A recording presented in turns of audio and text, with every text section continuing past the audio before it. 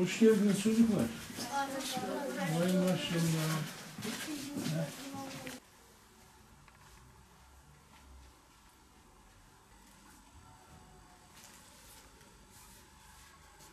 Maşallah. Neydi ismi? Ebrar. Ebrar kumbarasını Umut Kervan'la bağışlamak için getirmiş. Allah razı olsun. Peygamber Efendimiz sallallahu aleyhi ve sellem buyurmuştur ki Allah yolunda malını harcadığına 700 misli ecir verirler. Maşallah. Allah razı olsun. Allah seni saliha etsin. Kim Müslümanı bir sıkıntısından kurtarırsa Allah da onu ahiret günü bir sıkıntısından kurtarır. Biz de fakirlere bağış yapmak istiyoruz. Müslüman olan bir kul sahip olduğu her bir şeyden Allah yolunda bir çeftini infak ederse cennetin kapıcıları onu mutlaka karşılar ve her biri kendi beklediği kapıdan girmesi için davet eder. Tamam, bunu üzerine koyalım. Sevdiğiniz şeylerden Allah yolunda harcamadıkça iyiliğe eremezsiniz. Her ne harcarsanız Allah onu bilir.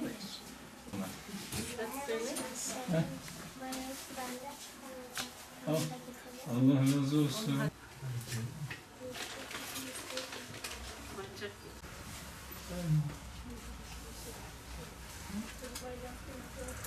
Tamam, Allah razı olsun.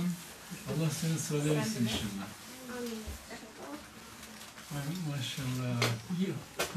Şeyma Nur senin soyadın ne? Şeyma Koçan. Şeyma Nur. Kardeşim. Azra. Azra. Ya kızım. Allah hayrınızı kabul etsin. Allah razı olsun. Allah sizleri salih etsin inşallah. Biz de bu yardımları muhtaçlara ulaştıracağız inşallah. Küçük kardeşlerimiz bugün Umut Kervanımızı ziyaret ettiler. Kumbaralarında biriktirdikleri harçlıkları bize getirdiler. Allah razı olsun kendilerinden.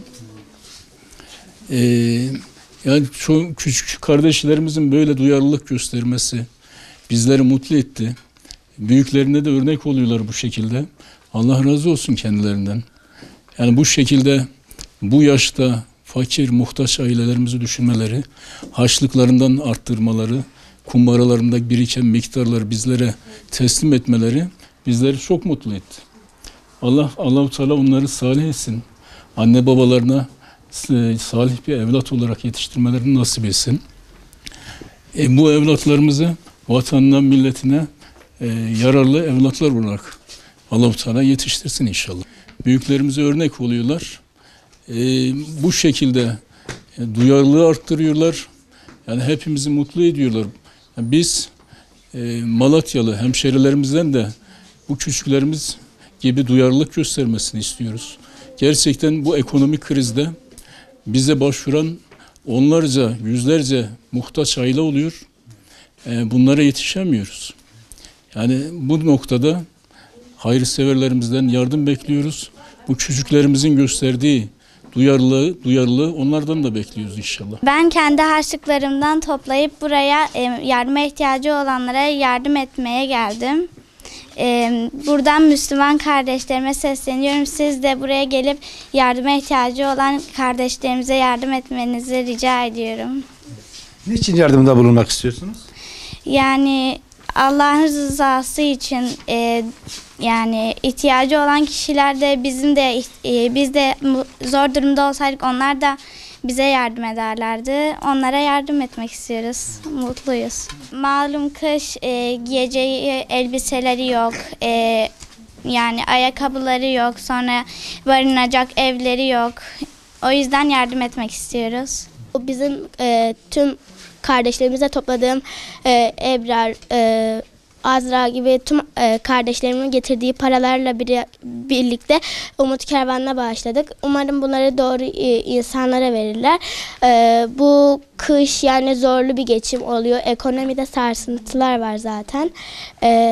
Bunlardan mesela inşallah kendine böyle faydalanabilecekleri şeyler, umarım paramız onlarla karşılaştırırlar. İnşallah yardımımız muhtaç insanlara karşı güzel olur. Biz yani üstümüze düşen görevi yaptık. Umarım bu diğer Müslüman kardeşlerimiz de bize örnek alıp gelip burada para bağışı yapabilirler.